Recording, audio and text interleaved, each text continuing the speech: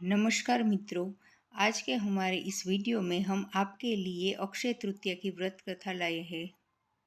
अक्षय तृतीया की एक कथा के अनुसार प्राचीन काल में एक धर्मदास नामक वैश्य था।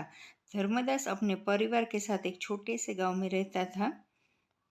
वह बहुत ही गरीब था। वह हमेशा अपने परिवार के भरण पोषण के लिए चिंतित रहता था। उसके परिवार में कई सदस्य थे। धर्मदास बहुत धार्मिक प्रवृत्ति का व्यक्ति था। उसका सदाचार तथा देव एवं ब्राह्मण के प्रति उसकी श्रद्धा अत्यधिक प्रसिद्ध थी।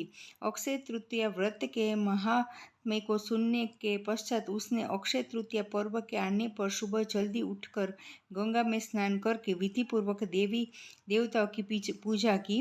व्रत के दिन सामर्थ्य अनुसार जल से भरे घड़े, पंखे, जौ, सत्तू, चावल, नमक, गेहूँ, गुड़, घी, दही, सोना तथा वस्त्र आदि वस्तुएं भगवान के चरणों में रखकर ब्राह्मणों को अर्पित की।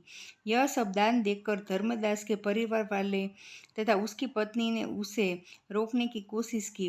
उन्होंने कहा कि अगर धर्मदास इतना सब कुछ दान में दे देगा तो उसके परिवार का पालन पोषण कैसे होगा। फिर भी धर्मदास अपने दान और पुण्य कर्मों से विचलित नहीं हुआ और उसने ब्राह्मणों को कई प्रकार का दान दिया। उससे उसके जीवन में जब भी अक्षय तृतीया का पावन पर्व आया, प्रत्येक बार धर्मदास ने विधि से इस दिन पूजा एवं दान आदि कर्म किया।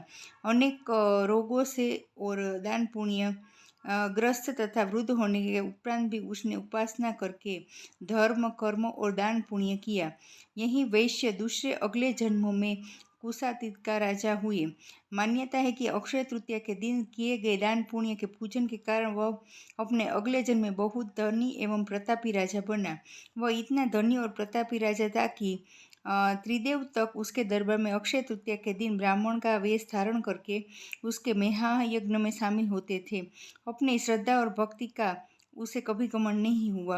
वह प्रतापी राजा महान एवं वैभवशाली होने के बावजूद भी धर्म मार्ग में से कभी विचलित नहीं हुआ।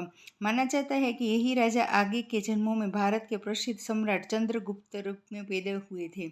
जैसे भगवान ने धर्मदास पर अपनी कृपा की, वैसे ही जो भी व्यक्ति इस अक्षय तृतीया की कथा का महत्व बताता है और विधि विधान से पूजा और एवं सब कुछ करता है, उसे अक्षय तृतीया का पुण्य प्राप्त होता है।